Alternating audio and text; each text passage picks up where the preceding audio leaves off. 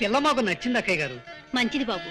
తమరు కట్న కానుకలేవి ఆశించిన మనుషులని సూరిబాబు ముందే చెప్పాడు. అయితే త్వరలో ముహూర్తం పెట్టించేద్దాం. ఆలస్యం దానికి మా సిద్ధాంతి గారితో మాట్లాడి తర్వాత తెలియజేస్తామండి. మంచిదండి, వెళ్ళేస్తామండి.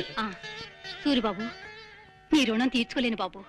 నీ దయవల్ల మా చిట్టి ఓ ఇంటిదైతే నీ పేరు చెప్పి దీపం పెట్టుకుంటుంది. వద్దులేండి, ఇప్పటికే దీపాలు ఎక్కువైపోయి నా బుర్రంతా నూనె కప్పుకొడుతుంది. అత్తయ్య గారు, ఇప్పుడు మీ చిన్నమ్మాయికి కూడా సంబంధం కుదిరిపోయింది కాబట్టి నేను సీత పెళ్లి చేసేసుకుందామని. ఏమ్మా, ఆయన చెప్పింది సబబుగానే అనిపిస్తోంది. అలాగే నీ మానాన్ని నువ్వు పెళ్లి చేసుకుని వెళ్ళమ్మా, నేను కాదన్ను. నీ చిన్న తమ్ముడు గోపి విషయం నువ్వేం పట్టించుకోవద్దమ్మా. వాడికి చదువు సరిగ్గా అంటడం లేదు. రేపో మాపో నేను గుట్టుకుమన్నాక వాడికి నడివీధిలో అడుగు తినే పరిస్థితి ఏర్పడుతుంది. అమ్మా పర్లేదమ్మా, ఎందరో అనాథ బిడ్డలు గాలికి పుట్టి ధూళికి పెరగడం లేదు. నువ్వు పెళ్లి చేసుకుని సుఖపడమ్మా.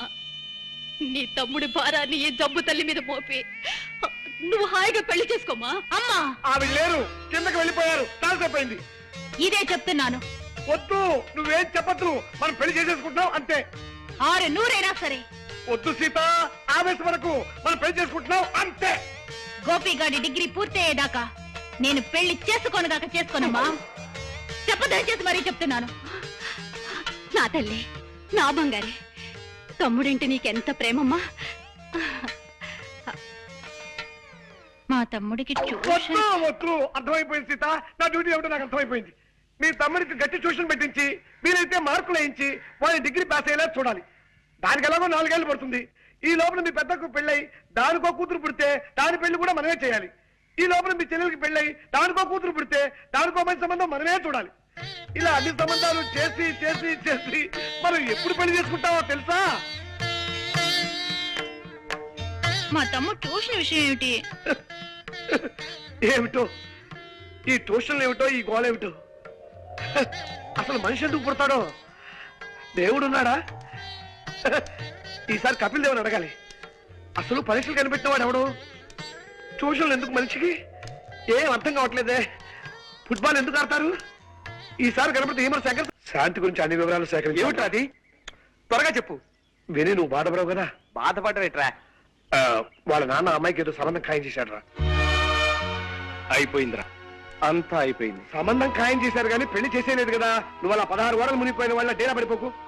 సంబంధం ఖాయం చేశారంటే పెళ్లి కుదిరిపోయినట్టే కదరా? కాదు, వాళ్ళ అమ్మా నాన్న చూపించిన మనిషి ముందు బొమ్మలా తలంచడానికి శాంతి ఏం పసిపిల్ల. నువ్వు అమ్మాయిని ప్రేమిస్తున్నట్టే అమ్మాయి నిన్ను కూడా ప్రేమిస్తుంది. ఇది తేలిపోయిన విషయమే కదా. అదే ఇంకా గట్టిగా తేలలేదురా. అదే నేను తేల్చేయమంటున్నాను. రేపు ఎలాగైనా సరే శాంతిని ఒంటరిగా కలువు.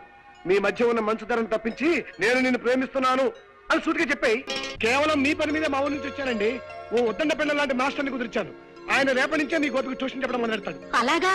నా బాబే, నీ దయవల్ల మా గోపిగాడు పరీక్ష పాస్ అయితే నీ పేరు చెప్పుకొని. వద్దులేండి, దీపాలు గొడవ పెట్టకండి. ఇప్పుడు ఇప్పటికే వెలుగెక్కువై నా బుర్రంతా చీకటి చేస్తున్నాను. మీ వారి ట్యూషన్ ఏర్పాటు కూడా అయిపోయింది కాబట్టి. అంత గట్టిగా అరవకు నాయనా, నాకు చూడనుకుంటారు నలుగురు. వాడికి ట్యూషన్ ఏర్పాటు చేశాను కాబట్టి మీరిద్దరూ పెళ్లి చేసుకుంటానంటారు, అంతేనా? అవునండి, అంతే, సరిగ్గా అంతే. భలే కనిపెట్టారు. ఏమ్మా? అవునమ్మా, ఇంకా అన్ని బాధ్యతలు తీరిపోయాయి కదా. తీరిపోయాగా. మీ పెద్ద తమ్ముడు రంగడి ఉద్యోగ విషయం ఏం చేస్తావమ్మా? అదేమిటండి, అతనికి ప్రెస్ లో ఉద్యోగం ఇప్పించాగా. ఆ ఉద్యోగం నాకు నచ్చలేదు. ఆ ఓనర్ని 4 చవబాది ఉద్యోగం మానేసి వచ్చేసాను. ఓనర్ని చావబాదేశావా? నా బాబే, నా కండల కొండే. అంత ఒళ్ళు పెంచితే అంతే మరి. రోజు ఎవరినో ఒకరిని బాధకపోతే బాధగానే ఉంటుంది. వాడిని సరైన దోవలో పెట్టకుండానే నీ దోవ నువ్వు చూసుకుంటావమ్మా. అమ్మా పోన్లేమ్మా, నువ్వు సుఖపడటానికి అంత తొందరగా ఉంటే ఈ కష్టాలన్నీ నాకే వదిలేసి నీ దోవ నువ్వు వెళ్ళిపోమ్మా, వెళ్ళిపో. అమ్మా అమ్మా, ఇదే చెప్తున్నాను. ఇదే చెప్తున్నాను. 600 సరే, 600 సరే. తమ్ముడికి ఓ మంచి ఉద్యోగం దొరికేదాకా. తమ్ముడికో మంచి ఉద్యోగం దొరికేదాకా పెళ్లి చేసుకోను కాక చేసుకోను. నేను పెళ్లి చేసుకోనుగాక చేసుకోను. శబదాల విషయంలో చూసుకోపా. శపథం చేసి మరీ చెప్తున్నాను. నా తల్లి, నా బంగారే, తమ్ముడంటే ఎంత ఆపేక్షో నా బిడ్డకి. ఏమండి? ఏమండి? Please please.